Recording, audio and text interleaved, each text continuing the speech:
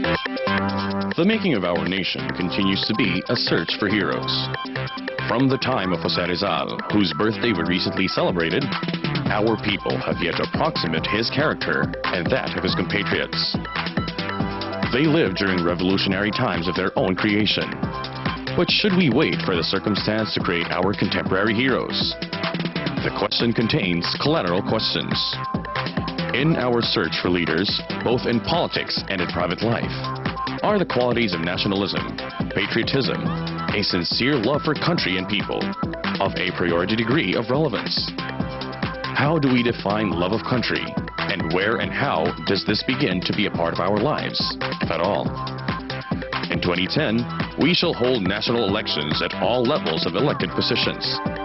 Our people will once again be treated to the propaganda fare that equates popularity with competence, forgetting the other values that ought to be present in leadership, such as integrity, honor, justice, the willingness to sacrifice for the greater good.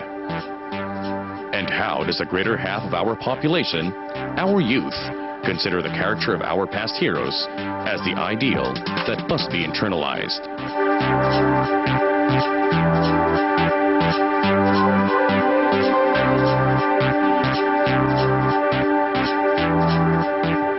Tonight on Convergence, we look deeper into the qualities that our past heroes have been exemplified in their lives. Jose Rizal, for example, whose birthday seemed to have passed by without much attention, and together with his other contemporaries, what do their lives tell us? And we focus on the elements of nationalism, patriotism, the love for country and people in a very real sense, especially since we are expected to select another new set of leaders for the national elections in 2010. I'm Freddie Obando, and welcome to a meeting of minds, a meeting of ideas, a meeting of concerns.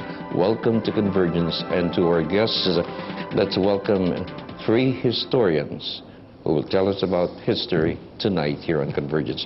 Joining us is Dr. Luis Camara Derry of the De La Salle University. Good evening, Doctor. It's a pleasure to be with you. Professor Michael Chua, Vice President for the Philippine Historical Association. Welcome back. Oh, maraming po salamat. And Professor Jonathan Balsamo, Professor Philippine History at the Ateneo. Magandang gabi. Magandang gabi po. You know, Doctor, for somebody who's the most senior among the four of us here, and ngayon ho is Philippine-Spanish Friendship Day, which we are celebrating today. We were under Spanish rule for almost 400 years. And how significant is today, looking back at the Spanish era, which triggered the revolution in 1896? Una po, ang maraming mga kontribusyon ang pamahalaang Kastila dito sa Pilipinas. At ang pangunahing kontribusyon na dyan ay si Dr. Jose Rizal. At sinulat mismo na Dr. Rizal na sabi niya, ang aking kamatayan ay nagsimula sa Espanya. At dito ay kinilala niya ang kanya, tinanaw niyang utang na loob sa Espanya, na kung hindi dahil sa mga liberal na tradisyon ng Espanya, ay hindi siya magsisikap na itong mga tradisyon na ito maitanim din sa Pilipinas. Where did he discover it? In Spain or here in the Philippines? Sa Espanya. Dahil doon sa mga pag-aaral na ginawa ni Dr. Rizal, ang unang napag-aralan niya yung 1812 Cadiz Constitution. Ito yung konstitusyon na inaprubahan ng Cortes ng Espanya noong 1812. Tapos ipinatupad ito dito sa Pilipinas noong 1813. Ang napakagandang provision ng 1812 Cadiz Constitution ay inabolish lahat ng mga kolonyal na obligasyon ng mga Pilipino. At dito ay trinato na pantay ang mga Pilipino at ang mga Kastila. Subalit, nung bumalik si Haring Ferdinand VII, ay inabrogate niya itong konstitusyon na ito. Subalit, sa bahagi ng mga mamamayang Pilipino, hindi nila kinalimutan ito. Kaya nga, sa mga deklarasyon at mga sulat ng ating mga bayanis, Dr. Rizal, maski na si Pangulong Emilio Aguinaldo sa kanyang proklamasyon nung inihayag niya ang kalayaan ng Pilipinas noong 12 ng Hunyo, 18 at 78, binanggit din niya ang konstitusyon ng Cadiz, na kung may karapatan ang mga Kastila na maging malaya, may karapatan din ang mga Pilipino na maging malaya. But more than Rizal, what is there really that we have learned from Spain?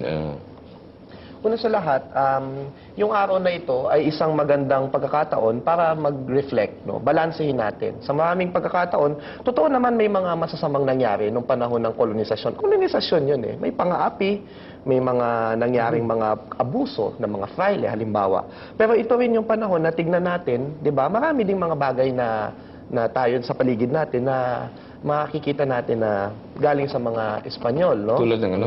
Yung pagkain lang, 'di ba? Mga puchero, mga arroz a la cubana, 'di ba? Ganyan, mga paella, 'di ba? Pero ang gusto kong i-emphasize din dito, no? Yung storya din kasi nung yung kung bakit meron tayong Philippine-Spanish Friendship Day. Yung June 30 kasi, no? Ito ay proklamasyon ni Emilio Aguinaldo sa Tarlac. Kasi merong isang taon na nagkuta sa baler, mga Spanish soldiers na ayaw maniwala na sumuko na yung mga Espanyol sa Natapos ang revolusyon. Na nagtapos na revolusyon. Nasa pelikulang baler na yung storya na yan, no? Pero ang nangyari, naglalabanan sila for 1 year.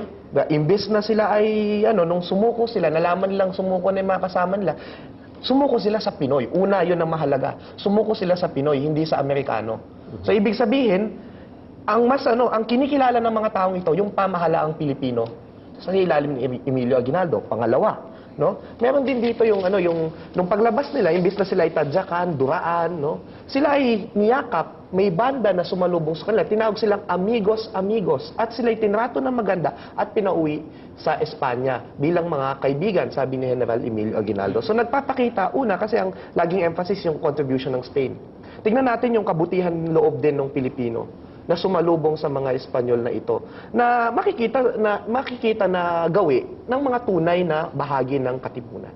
If the Spaniards did not come to the Philippines, what would we be as a country right now? Yun ang tanong, di ba? Sige, yun nga, magandang tanong yun. No? Kung hindi dumating yung mga Kastila sa Pilipinas, siguro po unang-una, makikita natin sa kalagayan sa konteksto ng Timog Silangang Asya, baka naging estadong Muslim na rin po tayo. No, malaki pong posibilidad na isa tayong bansang Muslim. Pero hindi naman siguro rin problema dahil yun ang proseso ng kasaysayan. Yung pagkakapasok ng mga Kastila at nagdala ng Kristyanismo kung sa marami sa tinaging Katoliko, ay siguro sa banda, maganda rin. Magandang bahagi rin, maganda pangyayari sa kasaysayan ng Pilipinas. Pero kung titingnan po ito sa ngayon, sa kasalukuyan, siguro mahalaga talagang ipakita sa mga mag-aaral o maunawaan nila na sa proseso ng ating kasaysayan, ito yung mga pangyayaring hindi na natin mababago pa at ito ay dapat magdulot ng aral para mas maunawaan natin yung lipunan natin sa ngayon. Sa pagbalik natin sa nakaraan, kaya pala ganito tayo mga Pilipino, kaya pala ganito nangyari sa atin, kaya pala may lugar sa Mindanao ng mga Muslim at sa iba pang bahagi ng bansa, mga Kristiyano. Kasi ito'y produkto at proseso ng pangyayari ng kasaysayan. Tungkol sa bago dumating ang mga Kastila. Kung hindi dumating ang mga Kastila, siguradong naging bansang Muslim tayo. Dahil kasi, ang mga naghari na dito sa Kamaynilaan, sa Pampanga, sa Bulacan, hanggang doon sa Ilocos Norte, hanggang sa Pangasinan, hanggang pababa sa Kabikulan, sa Batangas, ay mga Muslim. At sila ay magkakamag-anak. Ang huling raha o hari ng Maynila ay si Raha Matanda. Si Raha Matanda ay apo ng unang sultan ng Brunei na si Ripada I. Ang asawa niya ay apo rin ni Sultan Siripada I. Ang asawa ni Lakandula ay anak ng Sultan ng Sulu. Magkakamag-anak yun. So madalit salita, hindi lang ang relasyon ng mga naghari dito sa Pilipinas bago dumating mga Kastila ay hindi lang magkakamag-anak, kundi isang dugo. Katunayan, noong 1870, dumalaw dito si Haring Norodom the first ng Cambodia. At sinabi niya ang dahilan ng pagdalaw niya. Gusto niyang makilala ang mga salinlahi ng mga naghari dito sa Pilipinas dahil kamag-anakan nila ng mga hari ng Cambodia, ang mga naghari sa Pilipinas.